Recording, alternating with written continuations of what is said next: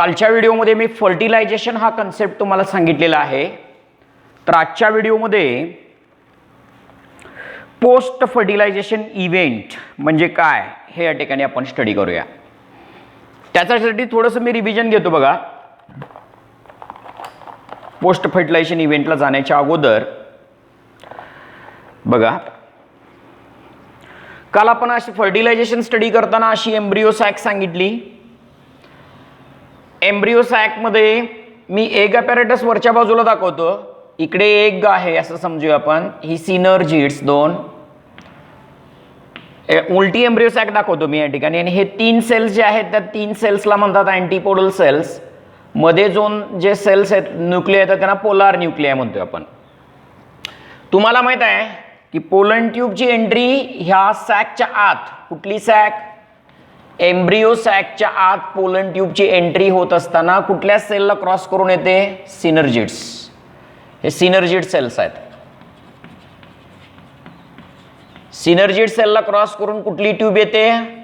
Pollen tube ह्या सॅकच्या आत येते, एम्ब्रियो सॅकच्या आत येते. आणि एम्ब्रियो सॅकच्या आत पोलन ट्यूब आल्यानंतर त्या सिनर्जिड मध्ये किती मेल गॅमेट सोडते? 2 मेल गॅमेट या ठिकाणी सोडते. 2 मेल गॅमेट्स रिलीज करते. हा मधला जो सेल आहे ना त्याला म्हणतो आपण एग. हे 2 न्यूक्लियस असतात, ते कुठले न्यूक्लियस असतात? Polar nuclei. दोन्ही पोलार न्यूक्लिय कसे आहेत? हॅप्लॉइड हॅप्लॉइड आहेत. हा पण हॅप्लॉइड आहे, EN नंबर आहे. हा पण हॅप्लॉइड आहे, लक्षात घ्या. पोलार न्यूक्लियाय नंतर न फ्यूज होतात.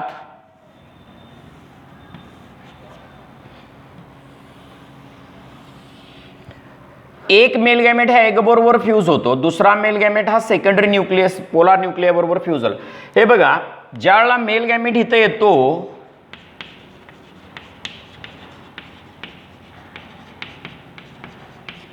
हा मेल गॅमेट इथं ज्या वेळेला येतो, एक एगच्या जवळ जातो, ह्या एगच्या जवळ एक मेल गॅमेट जातो आणि एक ह्याच्या जवळ जातो. हे दोन्हीही पोलार न्यूक्लिय फ्यूज होतात. फ्यूज होऊन बनतं सेकंडरी न्यूक्लियस.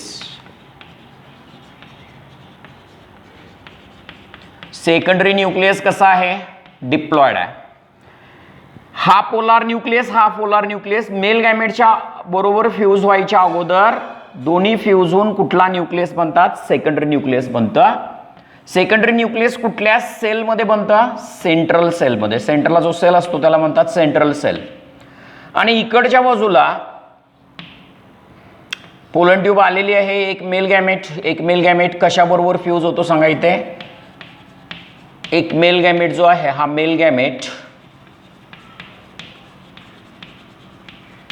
एग बरोबर फ्यूज होतो. हा मेल गॅमेट एग बरोबर फ्यूज झाला की त्यांचा प्रोडक्ट मिळतो झायगोट. त्यांचा प्रोडक्ट काय मिळत असतो?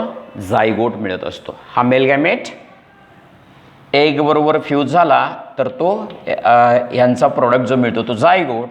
आणि झायगोट पासून जो मिळणारा प्रोडक्ट आहे त्याला म्हणतो आपण एम्ब्रियो. आणि आणखीन एक मेल गॅमेट, हा मेल गॅमेट जो आहे तो सेकंडरी न्यूक्लियस बरोबर फ्यूज होतो. सेकंडरी न्यूक्लियस बरोबर मेल गॅमेट फ्यूज झाल्यावर PN बनतं, प्रायमरी एंडोस्पर्म न्यूक्लियस बनतं. आणि त्याच्यापासून बनत असतं एंडोस्पर्म. हा ट्रिप्लॉइड असतो, लक्षात घ्या. हे झाले त्याचे प्रोडक्ट, डबल फर्टिलायझेशनचे प्रोडक्ट. बघा, मी काय सांगतोय, एक मेल गॅमेट एग बरोबर फ्यूज होऊन त्यांचा प्रोडक्ट काय मिळाला? झायगोट. झायगोट पासून एम्ब्रियो. झायगोट पासून एम्ब्रियो बनणं ही पोस्ट फर्टिलायझेशन इव्हेंट. एक mail gamete secondary nucleus. Secondary nucleus कसं बनतं? पोलार न्यूक्लियस NN फ्यूज होऊन सेकंडरी न्यूक्लियस 2N बनतं. सेकंडरी न्यूक्लियस 2N बनतं, हॅप्लॉइड हॅप्लॉइड फ्यूज होऊन. त्याच्याबरोबर मेल गॅमेट फ्यूज होऊन PN बनतं, प्रायमरी एंडोस्पर्म न्यूक्लियस बनतं. आणि त्यांचा प्रोडक्ट एंडोस्पर्म बनतो, ट्रिप्लॉइड असतो. मग पोस्ट फर्टिलायझेशन इव्हेंट म्हणजे काय? हे बघा, हा मेल गॅमेट एग बरोबर फ्यूज होणं हे फर्स्ट फर्टिलायझेशन झालं. याला म्हणतो आपण फर्स्ट फर्टिलायझेशन.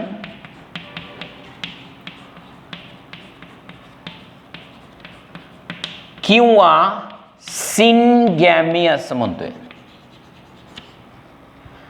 दुसरा मेल गॅमेट सेकंडरी न्यूक्लियस बरोबर फ्यूज होणं याला म्हणतोय आपण ट्रिपल फ्युजन.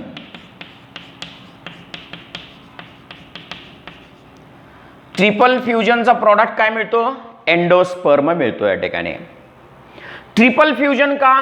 कारण ऑलरेडी इथं पोलार न्यूक्लियस 2 आहेत, मेल गॅमेटचा एक न्यूक्लियस आहे. बघा, मेल गॅमेट बरोबर डायरेक्ट पोलार न्यूक्लियर फ्यूज होत नाहीत, पहिला पोलार पोलार फ्यूज होतो आणि सेकंडरी न्यूक्लियस बनतो, म्हणजे 2 न्यूक्लियस झाले. हे बघा, पोलार 2 ना, पोलार न्यूक्लियस 2 फ्यूज होऊन 1 झालं सेकंडरी न्यूक्लियस, त्याच्याबरोबर मेल गॅमेट म्हणजे पोलार न्यूक्लियस 2 झाले आणि मेल गॅमेटचा न्यूक्लियस 3 न्यूक्लियस टोटली फ्यूज झाले, त्याला ट्रिपल फ्युजन म्हणतात. ट्रिपल फ्युजनचा प्रॉडक्ट एंडोस्पर्म या ठिकाणी बनतो.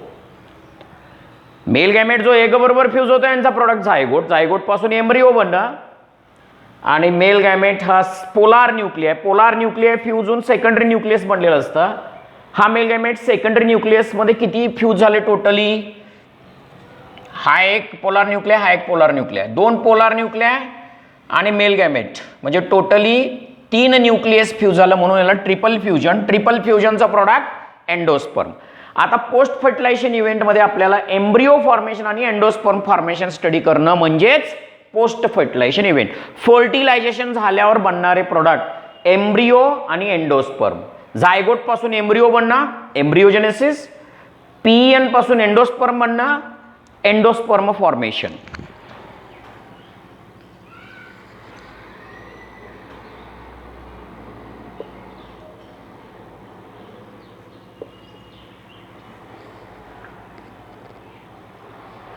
पोस्ट फर्टिलायझेशन इव्हेंट मध्ये formation of endosperm, formation of endosperm आणि दुसरा इव्हेंट आहे फॉर्मेशन ऑफ एम्ब्रिओ.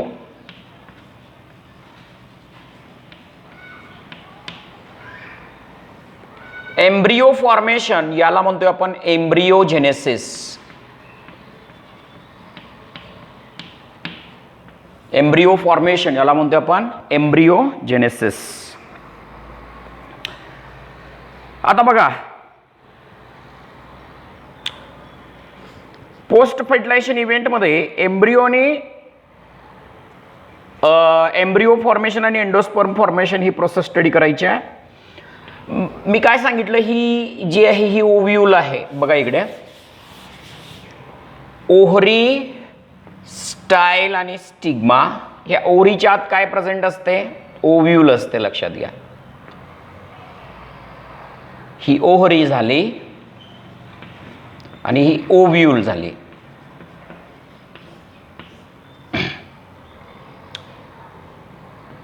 आता पॉलिनेशन झालं, पोलन ट्यूब ओव्हरीच्या आत आली, ओव्हरीच्या आतून पोलन ट्यूब ओव्ह्यूलच्या आत यायला लागली, एम्ब्रिओ सॅकच्या आत गेली. एम्ब्रिओ सॅकच्या आत गेल्यानंतर 2 मेल गॅमेट आणि पोलार न्यूक्लियर आणि मेल गॅमेट फ्यूज होऊन एंडोस्पर्म बनला. एग बरोबर मेल गॅमेट फ्यूज होऊन झायगोट बनला. झायगोटचा बनतो काय? एम्ब्रिओ. आणि इथं पोलार न्यूक्लियर आणि मेल गॅमेट फ्यूज होऊन यांचा प्रोडक्ट काय मिळतो? एंडोस्पर्म. मग एंडोस्पर्म झालं की ही ओव्हरी कशामध्ये कन्वर्ट होते रे? फ्रूट. आणि ओव्ह्यूल कशामध्ये कन्वर्ट होते? सीड. म्हणजे आत फर्टिलायझेशन झाल्यावर मेल गॅमेट या एग बरोबर फ्यूज झाल्यावर झायगोट बनतो, झायगोट पासून एम्ब्रिओ बनतं. मेल गॅमेट ह्या पोलार न्यूक्लियर बरोबर फ्यूज होऊन त्याचा प्रोडक्ट एंडोस्पर्म बनतो. आत डबल फर्टिलायझेशन झाली की ओव्हरीचं होतं फ्रूट आणि ओव्ह्यूलचं होतं सीड. ओव्ह्यूलचं काय होतं या ठिकाणी? सीड होत असतं, लक्षात घ्या. ओके.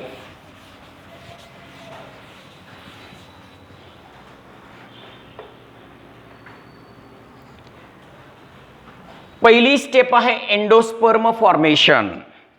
बघूया आपण.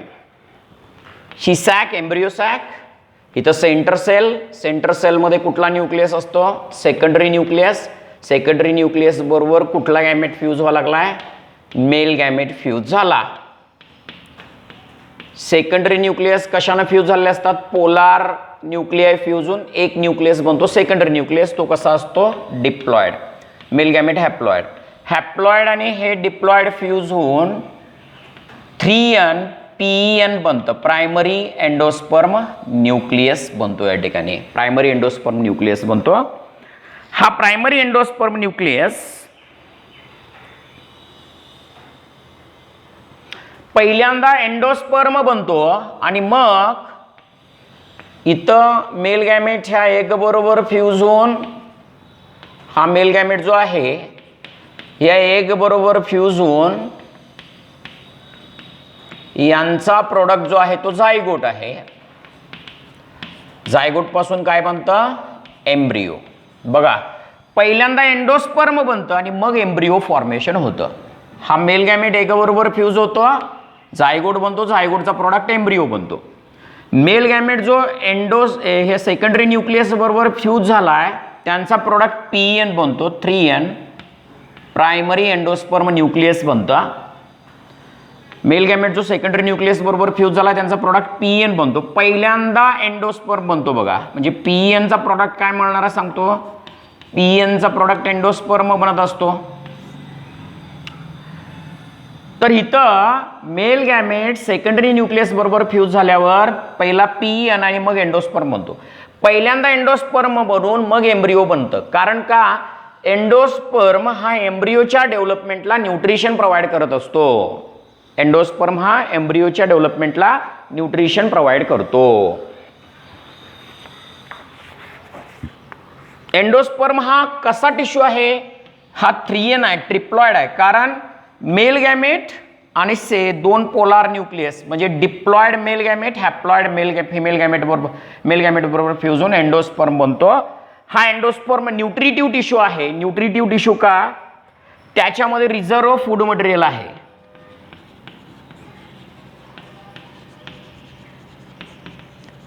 एंडोस्पर्म हा न्यूट्रिटिव्ह टिश्यू आहे, रिझर्व्ह फूड मटेरियल आहे. आणि हा एंडोस्पर्म बघा, इथं मेल गॅमेट न्यूक्लियस बरोबर मेल गॅमेट सेकंडरी न्यूक्लियस बरोबर फ्यूज झाल्यावर इथं काय बनणार सांगा? एंडोस्पर्म बनणार. पहिल्यांदा एंडोस्पर्म बनतो, तो न्यूट्रिटिव्ह आहे, त्यात रिझर्व्ह फूड मटेरियल आहे. हा एंडोस्पर्म इथं जो मेल गॅमेट एक बरोबर फ्यूज होऊन इथं काय बनणार आहे सांगा? एम्ब्रिओ बनणार आहे. पहिला झायगोट बनतोय, झायगोट पासून काय बनतो? या ठिकाणी एम्ब्रिओ बनतो. या एम्ब्रिओला हा एंडोस्पर्म जो आहे त्या एम्ब्रिओला न्यूट्रिशन प्रोव्हाइड करायचं काम करतो. एंडोस्पर्म एम्ब्रिओला न्यूट्रिशन प्रोव्हाइड करायचं काम करतो. हे काम कशाचं आहे? एंडोस्पर्मचं आहे. Endosperm provide nutrition to the developing embryo. Developing एम्ब्रिओला न्यूट्रिशन प्रोव्हाइड करायचं काम एंडोस्पर्म करतो या ठिकाणी. म्हणून पहिला एंडोस्पर्म बनतो डबल फर्टिलायझेशननं, मग एम्ब्रिओ बनतो. एंडोस्पर्म काय देतो? एंडोस्पर्म त्याला न्यूट्रिशन प्रोव्हाइड करायचं काम करतो. कशाला न्यूट्रिशन प्रोव्हाइड करायचं काम करतो? झायगोट पासून एम्ब्रिओ जो बनतोय त्याला. एक मेल गॅमेट जो एक बरोबर फ्यूज होतो ना त्यांचा प्रोडक्ट झायगोट आहे. मग झायगोट पासून एम्ब्रिओ, एम्ब्रिओला न्यूट्रिशन प्रोव्हाइड करायचं काम कोण करतं? एंडोस्पर्म. म्हणून त्याला न्यूट्रिटिव्ह टिश्यू, त्यात रिझर्व्ह फूड मटेरियल असतं.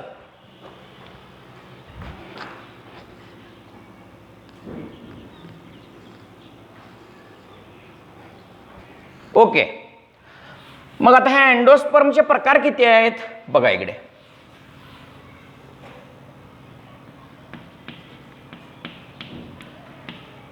Types of endosperm.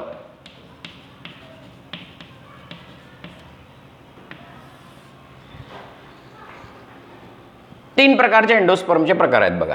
पहिला प्रकार न्यूक्लियर एंडोस्पर्म.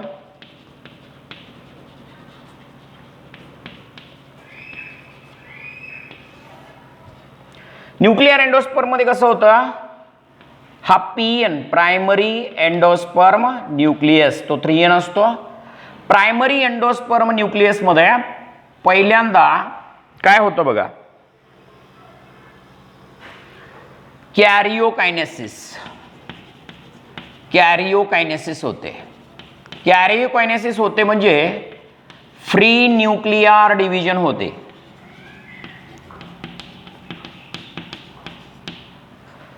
हा प्रायमरी एंडोस्पर्म न्यूक्लियस कसा बनलेला असतो? सेकंडरी न्यूक्लियस बरोबर मेल गॅमेट फ्यूज होऊन प्रायमरी एंडोस्पर्म न्यूक्लियस बनलेला असतो. त्याच्यात फ्री न्यूक्लियर डिव्हिजन होते, कॅरिओकायनेसिस होतं आणि असे मेनी न्यूक्लियाय बनतात. मेनी न्यूक्लियाय सायटोप्लाझममध्ये डिव्हिजन होतात. फक्त कॅरिओकायनेसिस, सायटोकायनेसिस होत नाही, फ्री न्यूक्लियर डिव्हिजन होते. असे मेनी ट्रिप्लॉइड न्यूक्लियाय बनतात आणि मग याला म्हणतात फ्री न्यूक्लियर एंडोस्पर्म किंवा न्यूक्लियर एंडोस्पर्म असं म्हणतात किंवा free nuclear endosperm. Free nuclear endosperm म्हणजे काय? पीएन मध्ये कॅरिओकायनेसिस किंवा फ्री न्यूक्लियर डिव्हिजन होतं आणि मेनी न्यूक्लियस या ठिकाणी स्कॅटर्ड झालेले असतात. आणि नंतरनं काय होतं? सबसिक्वेंटली प्रत्येक न्यूक्लियसच्या भोवती हा न्यूक्लियस, हा न्यूक्लियस, हा न्यूक्लियस, हा न्यूक्लियस, प्रत्येक न्यूक्लियसच्या भोवती सेल वॉल फॉर्मेशन होतं आणि नंतर हे सेल्युलर होतं. Subsequently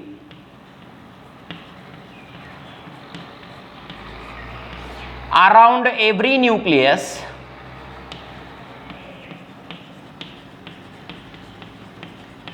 cell wall formation takes place.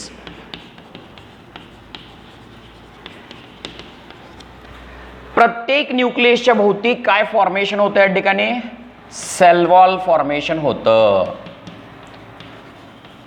प्रत्येक न्यूक्लियसच्या भोवती सेल वॉल फॉर्मेशन होतं. पहिल्यांदा पीएन मध्ये फक्त फ्री न्यूक्लियर डिव्हिजन होते, न्यूक्लियस असे स्कॅटर्ड होतात. हा एंडोस्पर्म जो बनतो त्याला फ्री न्यूक्लियर एंडोस्पर्म म्हणतात. नंतरनं प्रत्येक न्यूक्लियसच्या भोवती सेल वॉल होतं आणि सेल वॉल तयार होऊन सेल्युलर होतं. मग हे एंडोस्पर्म कसा होतो या ठिकाणी? नंतरनं सेल्युलर होतो. Okay. The free nuclear division before cellularisation are varies greatly. सेल्युलरायझेशनच्या अगोदर हा व्हेरीज असतो, ग्रेटली व्हेरीज असतो. कोकोनट वॉटर जे आहे is nothing but free nuclear division, free nuclear endosperm. Coconut water म्हणजे नारळाचं पाणी जे असतं ते फ्री न्यूक्लियर एंडोस्पर्मला एक्झाम्पल देऊ शकतो आपण. थाउजंड्स ऑफ न्यूक्लिया असतात त्याच्यामध्ये. आणि खोबरं जे असतं नारळाचं खोबरं ते आपण सेल्युलर एंडोस्पर्मला एक्झाम्पल देऊ शकतो. म्हणजे असं सेल असलेला सेल्युलर एंडोस्पर्मला एक्झाम्पल देऊ शकतो. नारळाचं पाणी जे आहे ते फ्री न्यूक्लियर एंडोस्पर्मला एक्झाम्पल देऊ शकतो. फ्री न्यूक्लियर एंडोस्पर्म मध्ये पीएन मध्ये कॅरिओकायनेसिस फक्त न्यूक्लियर डिव्हिजन होतं आणि मेनी न्यूक्लियस असे सायटोप्लाझम मध्ये स्कॅटर्ड असतात. प्रत्येक न्यूक्लियसच्या भोवती असा सेल वॉल होतो. हा जो free nuclear endosperm coconut water त्याला एक्झाम्पल देऊ शकतो. आता सेल्युलर एंडोस्पर्म म्हणजे बघूया दुसरा.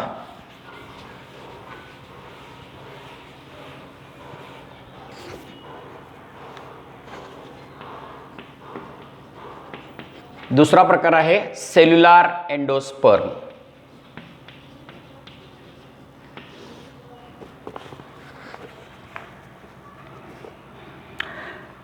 मी मगाशीच सांगितले सेल्युलर एंडोस्पर्म म्हणजे आता पीएन आहे, त्या पीएनचं पहिल्यांदा काय झालं?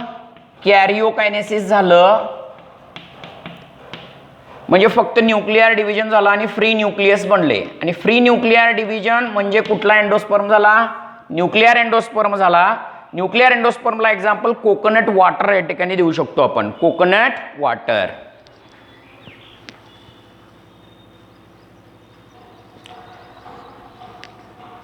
आता बघा इकडे, इथं काय होतं?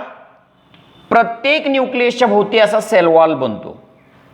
पुढे जाऊन प्रत्येक न्यूक्लियसच्या भोवती असा काय बनतो या ठिकाणी? सेल वॉल बनतो around every nucleus. And cellular nuclear endosperm become cellular endosperm होतो. न्यूक्लियर एंडोस्पर्म जो असतो तो नंतरनं काय होतो? सेल्युलर एंडोस्पर्म होतो या ठिकाणी. आणि त्याला example white kernel of coconut. कोकोनटचा व्हाईट कर्नेल जो असतो तो सेल्युलर एंडोस्पर्म या ठिकाणी मध्ये कन्वर्ट होतो. पीएन मध्ये डिव्हिजन होतं, कॅरिओकायनेसिस होतं आणि मेनी फ्री न्यूक्लिअर सेलच्या सायटोप्लाझममध्ये स्कॅटर्ड होतात. न्यूक्लिअर एंडोस्पर्म बनतो. न्यूक्लिअर एंडोस्पर्मला example coconut water.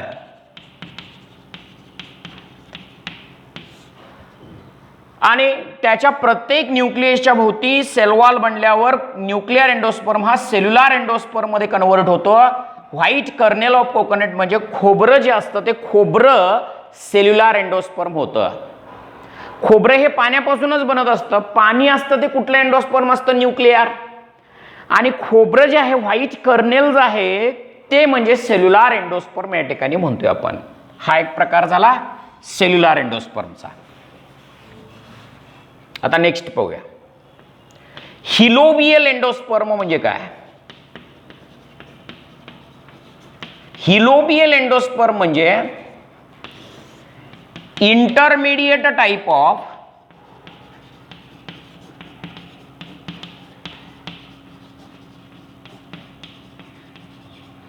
Between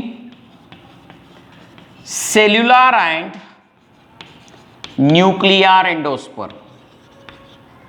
nuclear and cellular एंडोस्पर्मचा इंटरमिडिएट टाइप जो आहे त्याला म्हणतात हिलोबियल एंडोस्पर्म असं म्हणतात. म्हणजे हा जो पीएन आहे प्रायमरी एंडोस्पर्म न्यूक्लियस, त्याच्यामध्ये कॅरिओकायनेसिस पहिल्यांदा होते. कॅरिओकायनेसिस होऊन मेनी न्यूक्लियस बनतात. ठीक आहे, असे मेनी न्यूक्लियस बनतात. नंतर काय होतं, हाफ ऑफ द न्यूक्लियसच्या भोवती असा काय बॉन्ड फॉर्मेशन व्हायला स्टार्ट होतो? सेल वॉल फॉर्मेशन व्हायला स्टार्ट होतं. आणि हाफ ऑफ द न्यूक्लियसच्या भोवती होत नाही. म्हणजे वरचा भाग झाला न्यूक्लिअरचा एंडोस्पर्मचा झाला, खालचा भाग झाला सेल्युलरचा एंडोस्पर्म झाला. हा सेल्युलर हा न्यूक्लिअर, खालचा सेल्युलर एंडोस्पर्म, वरचा न्यूक्लिअर. फ्री न्यूक्लिअर कंडिशन म्हणजे दोघांच्या मध्ये इंटरमिडिएट टाइप. हिलोबियल एंडोस्पर्म कुठल्या ऑर्डरमध्ये येतं? हिलोबियल ऑर्डरमध्ये येतं. हिलोबियल हा प्लांटचा एक ऑर्डर आहे, त्या ऑर्डरमध्ये हिलोबियल एंडोस्पर्म होतं. म्हणजे इथं पीएन डिवाइड होतं, कॅरिओकायनेसिस होते, मेनी न्यूक्लिआय बनतात. मग या हाफ न्यूक्लियसच्या भोवती सायटोकायनेसिस होतं. वर खालच्या बाजूला हाफ न्यूक्लियसच्या भोवती सायटोप्लाझम होतं आणि ते सेल्युलर होतं. आणि वरच्या बाजूला हाफ न्यूक्लियसच्या भोवती सायटोकायनेसिस होत नाही, ते न्यूक्लिअर होतं. अशा एंडोस्पर्मला हिलोबियल एंडोस्पर्म असं म्हणतोय आपण. हे झालं एंडोस्पर्म. आणि त्याचे प्रकार 3 मी सांगितले, न्यूक्लिअर एंडोस्पर्म, सेल्युलर एंडोस्पर्म आणि हिलोबियल एंडोस्पर्म. न्यूक्लिअर एंडोस्पर्म म्हणजे कोकोनट वॉटर आणि सेल्युलर एंडोस्पर्म म्हणजे कोकोनटचा जो व्हाईट कर्नल असतो, खोबरं असतं, ते सेल्युलर एंडोस्पर्मला या ठिकाणी एक्झाम्पल देतोय आपण.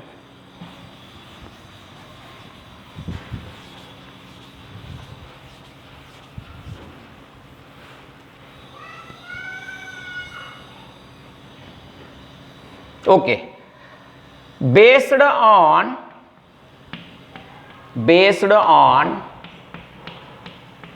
present or absent of endosperm in seed,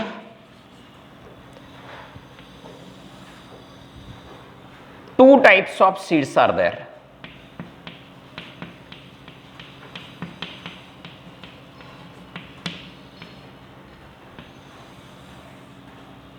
दोन प्रकारचे सीड कुठले बघा, endospermic seed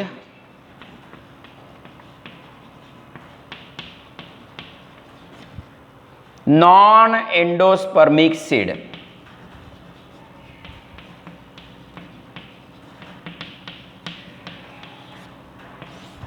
endospermic seed is also called albuminous seed.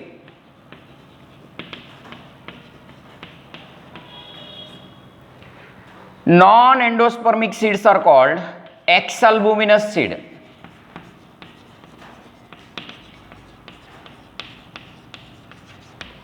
म्हणजे काय नेमकं बघा, एंडोस्पर्मिक सीड म्हणजे काय की ज्या बियांच्या मध्ये एंडोस्पर्म जसाच्या तसा राहतो, सीडच्या मध्ये एंडोस्पर्म जसाच्या तसा राहतो त्यांना एंडोस्पर्मिक किंवा अल्बुमिनस सीड असं म्हणतात. त्यासाठी एक्झाम्पल,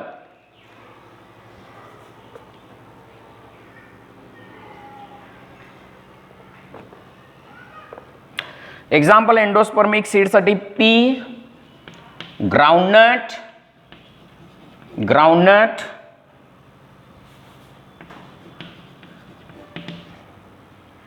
बीन्स, हे सगळे एंडोस्पर्मिक सीडला एक्झाम्पल देऊया. आणि नॉन एंडोस्पर्मिक सीडला एक्झाम्पल कॅस्टर आणि कोकोनट. कॅस्टर आणि कोकोनट हे नॉन एंडोस्पर्मिक किंवा एक्स अल्बुमिनस सीडला एक्झाम्पल देऊ शकतोय. ज्या बियांच्या मध्ये, आता ही जी ओव्ह्यूल आहे, ह्या ओव्ह्यूलच्या आत इथं बनत असतो एम्ब्रियो, एम्ब्रियोच्या डेव्हलपमेंटसाठी कोण न्यूट्रिशन प्रोव्हाइड करतं म्हणून सांगितलं मी? Endosperm.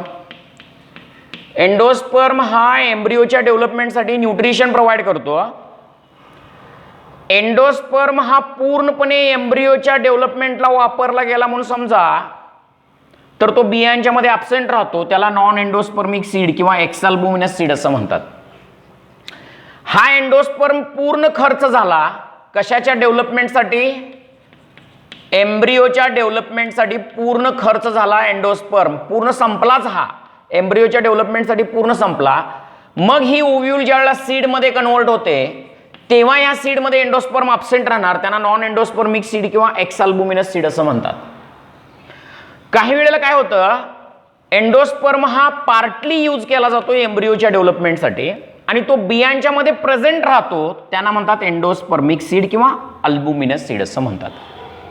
Endosperm is not completely utilised for embryo development. Endosperm is not completely utilized for embryo development. It is remain inside the seed. सीडच्या आत तो प्रेझेंट राहतो, त्याला एंडोस्पर्मिक सीड किंवा अल्बुमिनस सीड असं म्हणतात.